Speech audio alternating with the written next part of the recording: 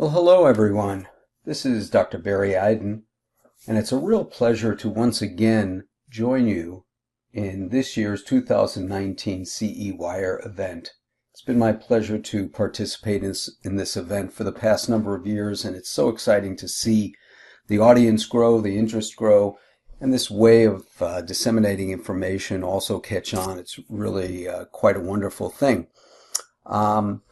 We're going to speak today about the topic of keratoconus, and we're going to really emphasize the importance of early screening and relate that to some of the more advanced management techniques that we're using on a daily basis in managing our keratoconus patients.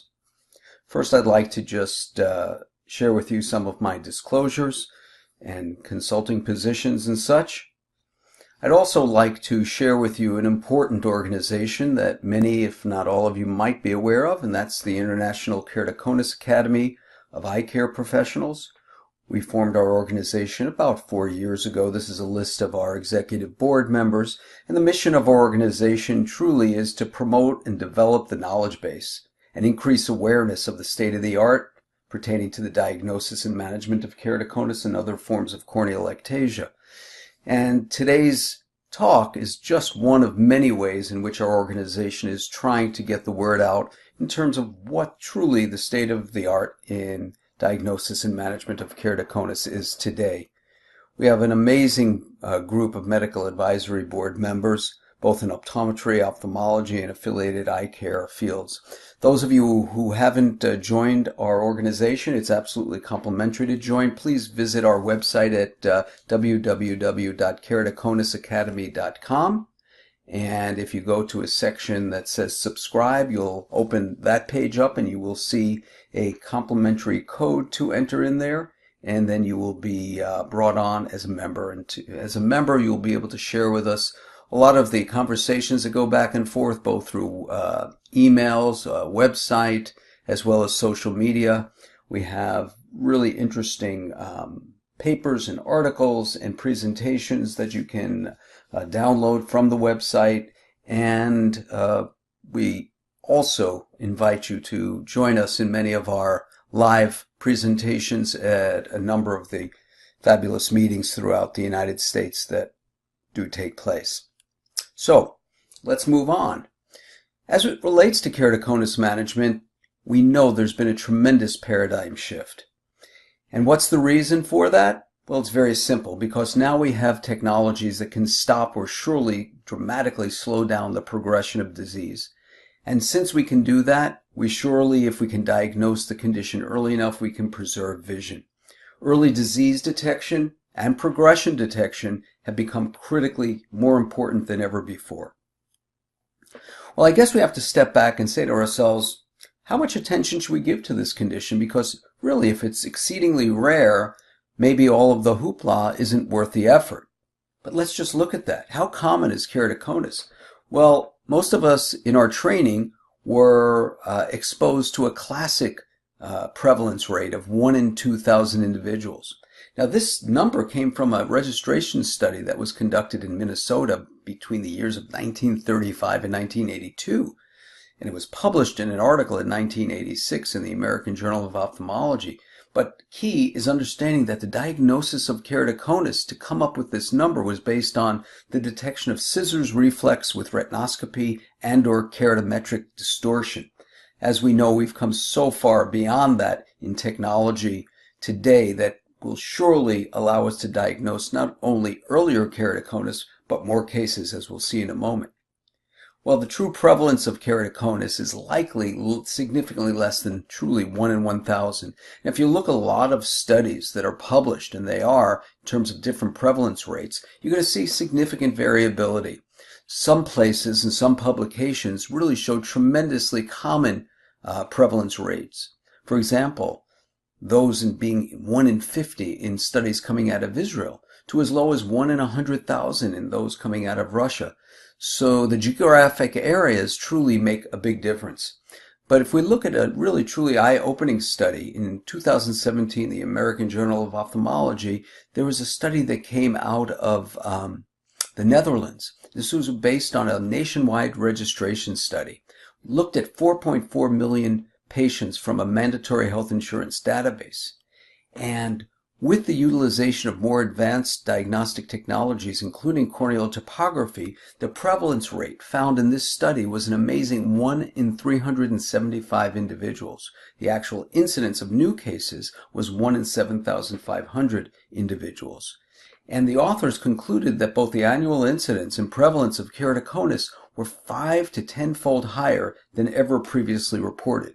So this is just one example of a study that's showing us that keratoconus is far more common in the population than we ever thought, which really has to make us think a little bit more closely of how much attention we should be giving to this disease, especially in its early diagnosis. Now, a review of a number of prevalence studies was published by myself and one of our associates from our practice, Dr. Milana Matz, back in April of 2017. In contact lens spectrum, this is the keratoconus is more prevalent than we thought in my research review column, so I refer you to that article for a few more studies as references. More recently, this past late summer, early fall, a study just was published looking at the prevalence of keratoconus in a refractive surgery population. This was in Saudi Arabia. And some of the numbers are quite staggering. The incidence in this study of keratoconus in Saudi Arabia, and actually their term incidence truly was a prevalence rate. They didn't use the right terminology, talking about true prevalence, or how common the condition is in the population. And that population were people who came in looking to have refractive surgery. Okay, and about 20% of those individuals had positive keratoconic findings. Again, utilizing advanced technology beyond Placido topography. We actually in this study went into corneal tomography findings for early diagnosis. So these numbers are continually coming out showing how much more common this particular condition is. And yes, undoubtedly, geographic representation, maybe population bases, all will influence those numbers. But the bottom line is keratoconus is far more common in the population than ever thought before.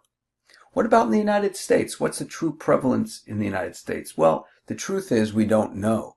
But the International Keratoconus Academy is undertaking a prevalence study in a pediatric population of keratoconus. And this is going on right now. And basically, we are measuring through advanced technology, corneal tomography, and other technologies, the detection of keratoconus in a school-age population, and we're utilizing a database that comes from examinations of kids in the Chicago School District who are coming through a specific clinic where these young people are being evaluated. Some of the very early findings that we reported at the American Academy of Optometry on a poster recently this past year, the first 500 eyes, we actually saw some abnormalities in 1% of eyes and 1.2% of patients in absolute abnormality in some of the keratoconus screening software that we were using. And the numbers went up even higher to over 15% of eyes in suspicious levels. And we saw a significant variability all the way down to 418 microns at thinnest point of cornea. And we presented these findings at the Academy in a poster, and now we've run close to 2,000 individuals through this particular screening, and we're going through the numbers, so you're going to see some publications and presentations coming out. But basically what we're looking for is to see what is the prevalence of keratoconus or keratoconus suspects in this pediatric population. We're very suspicious that it's going to be significantly higher than ever expected before. The impact of keratoconus on our patients' lives is surely underestimated by eye care practitioners. We don't hear very much in our examination rooms, but all you have to do is go on some of these social media sites that are dedicated to patients with keratoconus. And if you read this statement from a keratoconic patient that was posted on one of those sites, it's absolutely, heartwarming and makes us realize that every minute of every day this disease does have an impact on our patients' lives, even though our interactions with them are so limited only during our examination times. But it surely is dramatic in its impact on our patients' lives who suffer from this disease. So now we have to come up with an understanding of how do we define keratoconus? Because obviously incidence and prevalence rates are going to be dramatically impacted by how we define keratoconus. And the truth is, we don't yet have a total consensus worldwide on what is keratoconus, how to manage it, how to detect its progression, and so on.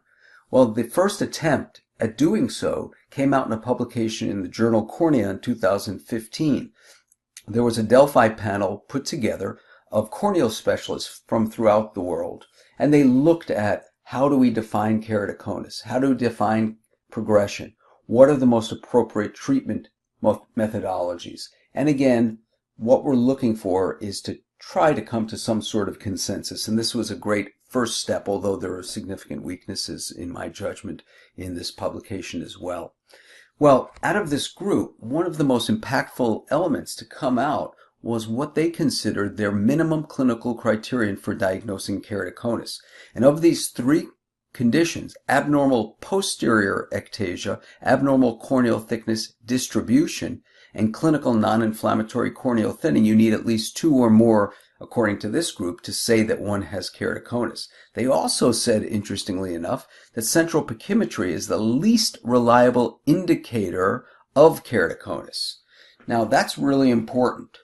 We always think about how thin the cornea is, but according to this group and according to many of us who actually manage, treat, diagnose patients with keratoconus, we realize that the actual level of corneal thickness or thinness at the thinnest point is truly not a great reliable indicator of the presence of keratoconus for diagnosis.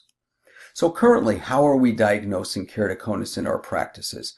Well, of course, all of us go by symptoms, and some of the symptoms that make us suspicious would be patients talking about, seeing halos, seeing streaming lights, distortion of vision, double images in one eye, especially in young individuals, significant refractive changes that are atypical and different between the two eyes, especially in the areas of astigmatism, large, unexpected astigmatic changes, both in magnitude and axis.